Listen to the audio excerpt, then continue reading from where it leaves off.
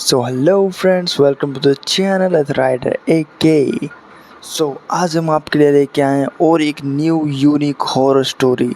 Famous Instagram influencer Aryan Kelvin, जिन्हें तो आप जानते ही होंगे, जो कि झारखंड धनबाद से हैं। उनके नेबरहुड ने हमें एक स्टोरी सेंड की है जीमेल पे। आर्यन केल्विन, जिनको तो आप जानते ही होंगे, जिनका 18 मिलियन प्लस फॉलोअर्स है इंस्टाग्राम पे।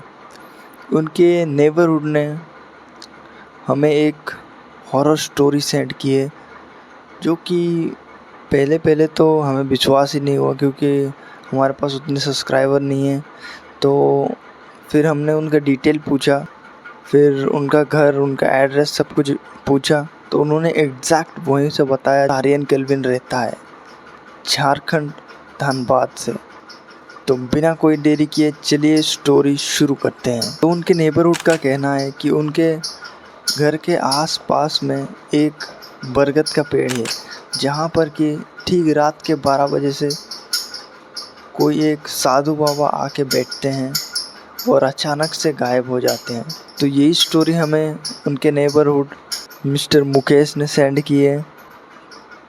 तो एक दिन की बात है, 2021 के टाइम, जबकि लॉकडाउन लगा हुआ था।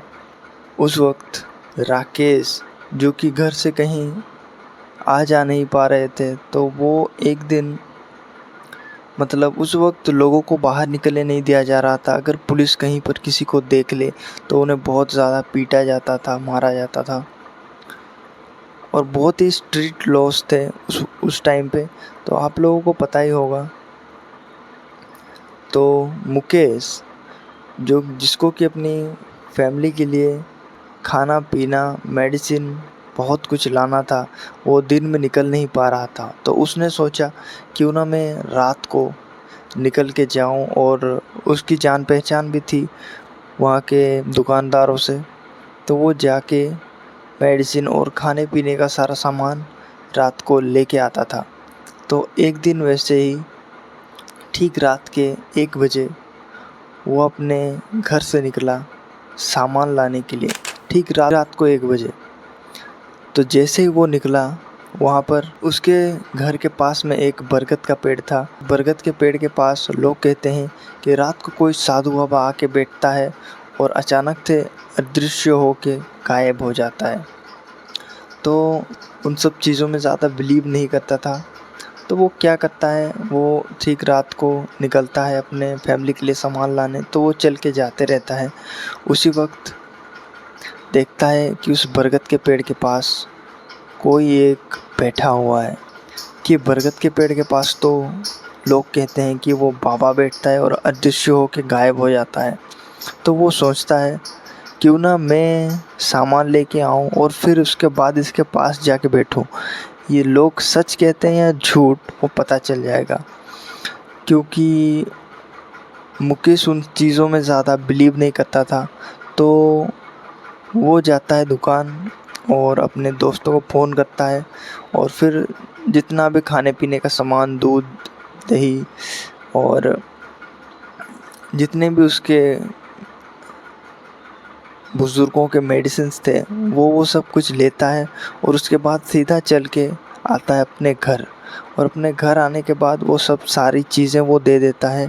उसके बाद घर में बोलता है कि मैं थोड़ी देर में आ रहा हूँ, आप लोग मेरा वेट मत कीजिएगा, आप लोग सो जाइए। तो वैसे भी सभी लेटे ही हुए थे, तो सब इतना माइंड नहीं करते हैं, वो सब सो जाते हैं। उसकी माँ बस उसे पूछती है कि बेटा, इतनी रात को तुम फिर से कहाँ जा रहे हो? तो वो कहता है कि मैं एक सामान छूट गया है, तो वो लेने जा रहा हूँ। वैसा बहाना करके वो निकल जाता है। फिर जैसे ही वो वहाँ से निकलता है, वो सीधा जाके पहुँचता है उस बाबा के पास। बहुत जल्दी जल्दी वो जाके पहुँचता है उस बाबा के पास और जाके बैठ जाता है, और उस बाबा से पूछने लगता है। बेसिकली लोग, बहुत सारे लोग जो वहाँ पर रहते हैं, उन्होंने एक अफ़वाह भी फैलाई थी या फिर सच था, वही वो जानने के लिए जाता है। और उस बाबा को लोग जाके अपना भविष्य पूछा करते थे। तो मुकेश भी जाता है और अपने भविष्य के बारे में उन बाबा से बात करने लगता है। पहले ही जाता है, वो उन्हें प्रणाम करता है और उसके बाद वो अपने भविष्य के बारे में कुछ कुछ पूछने लगता है उनसे।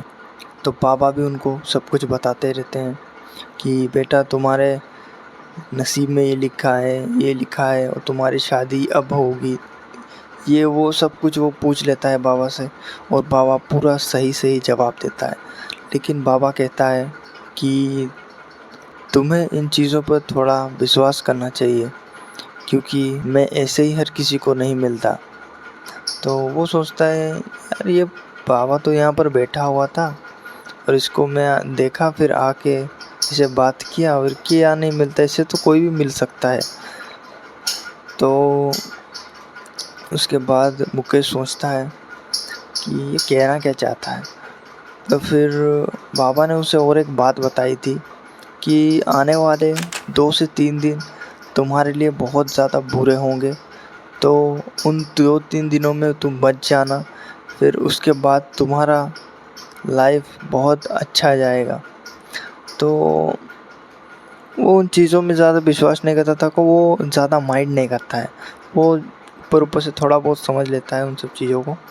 फिर उसके बाद वो उस बाबा से और भी बातें करने लगता है। तो जैसे ही सामने से एक आदमी गुजरता रहता है, तो वो मुकेश को देखकर बोलता है कि अबे मुकेश, तू यहाँ पर अकेला बैठा क्या कर। तो मुकेश बोलता है अबे मेरे साइड में तुझे इतना बड़ा इंसान नहीं दिख रहा है बैठा हुआ है जो। तो वो कहते हैं पागल वागल है क्या। तो वो जो था वहाँ पर चल के जा रहा था उसका दोस्त, वो चले जाता है। तो मुकेश सोचता है इस बाबा ने मुझे कहा था कि मैं हर किसी को नहीं दिखता, तो ये सच में नहीं दिखता है क्या। तो वो कंफर्मेशन के लिए जाता है और एक आदमी वहाँ से निकलता रहता है। तो उस आदमी को जाके पूछता है कि आपको वो बाबा दिख रहा है जो वहाँ पर बैठा हुआ है। तो वो आदमी कहता है कौन सा बाबा, कैसा बाबा, वहाँ पर तो कोई भी नहीं है। फिर जो मुकेश भाग के आया है उस बाबा के पास, मतलब सिट्टी पिट्टी गुल हो गई उसकी, और वो सीधा भागते हुए आया उस बाबा के पास और बाबा को जाके बोलता है कि बाबा मैं ही आपको देख सकता हूँ, ये लोग आपको क्यों नहीं देख सकते। फिर बाबा उसको जवाब देते हैं कि मैं जिसको चाहूँ उसी को दिखाई दे सकता हूँ, मैं हर किसी को नहीं दिखता। आज से 80 साल पहले ही मेरी मौत इसी बरगद के पेड़ के नीचे हो गई थी बेटा, तो इसी वजह से अब यही मेरा वास है। तो मैं हर किसी को नहीं दिखता, मैं बस अच्छे लोगों को दिखता हूँ। तो मुकेश को दिल में थोड़ा डाउट था कि वो अच्छा आदमी है कि नहीं। तो वो उसको पूछता है कि बाबा क्या मैं भी अच्छा आदमी हूँ। तो वो बाबा जवाब देते हैं हाँ तुम भी बहुत अच्छे और नेक दिल इंसान हो, इसीलिए मैंने तुम्हें अपनी दृष्टि दी। तो उसके बाद से वो बाबा उन्हें कहते हैं कि बेटा हम मेरी मुक्ति के लिए यहाँ पर तुम एक मंदिर बनवाओ शिव भगवान का, और उस पर रोज़ पूजा करनी चाहिए, तो मुझे बहुत ज़्यादा शांति मिलेगी। तो मुकेश जो कि उन चीज़ों में नहीं मानता था, वो बाबा से हाँ वो करता है और सुबह तक निकल जाता है। फिर बाबा ने कहा था 2 दिन उसके लाइफ के बहुत ज़्यादा बुरे जाएंगे, तो उसके साथ बहुत बुरा होता है। उसे एक बार पुलिस पकड़ लेती है रात को निकलते वक्त, फिर वो जेल से छूट के आता है। तो फिर बाबा ने उसे कहा था कि वो 2 दिन तुम्हारे बहुत बुरे जाने वाले हैं।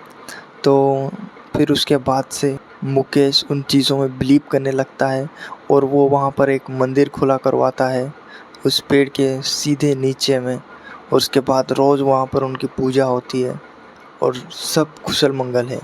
और मुकेश भी अपनी लाइफ में बहुत आगे बढ़ चुका है, तो उसने सोचा कि अपनी स्टोरी शेयर करनी चाहिए, तो उसने हमें शेयर की। तो उसके लिए मुकेश भाई बहुत बहुत शुक्रिया।